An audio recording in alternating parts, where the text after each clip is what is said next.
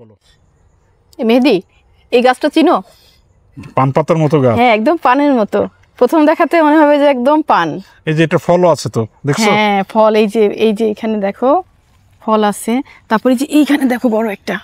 এগুলো তো কি জানো আসলে, এটাও তো আসলে বনে, এগুলো অচাষকৃত, মানে চাষ করা হয় না আর কি, বুঝছো? এমনি হয়, কিন্তু এখন যেটা হয়ে গেছে এগুলোর অনেক ধরনের নাম আছে। এক ধরনের দেখবা মেটে আলু আছে, একটু কালো কালো হয়, লম্বা মতো, ঠিক না?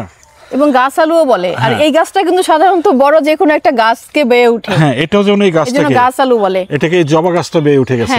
এই যে ঝুমকো জবা, এই গাছটা কিন্তু বেয়ে উঠে গেছে। এবং এই যে আলু গাছটা, এটার গোড়াটা যেখানে, বুঝছো, ওই গোড়ার নিচে কিন্তু বড় একটা আলু হয়, মাটির কম নিচে আর কি। এইটা তোমার যেটা বৈশিষ্ট্য কি জানো, এগুলো তো কিন্তু এখন চাষ হচ্ছে, মানুষ খাচ্ছে, এগুলো সবজি হিসেবে খাওয়া হয়।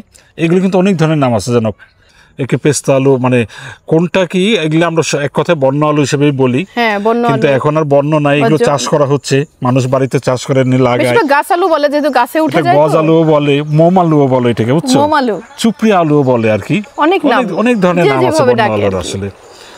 কিন্তু খেতে কিন্তু অনেক মজা, এগুলো মাছ দিয়ে রান্না করলে অনেক ভালো লাগে। মজা লাগছে, এটা গোল গোল আর কি, অনেকটা গোল, মানে ওল কচুর মতো, বড় হলে তো ওল কচুর মতোই লাগতো নাকি? হ্যাঁ, বা এটা দেখতে মনে হচ্ছে যে গোল আলু, মাটির নিচে যেটা হয় আলু, যে আমরা যে আলুটা খাই, মানে ওইরকমই দেখতে।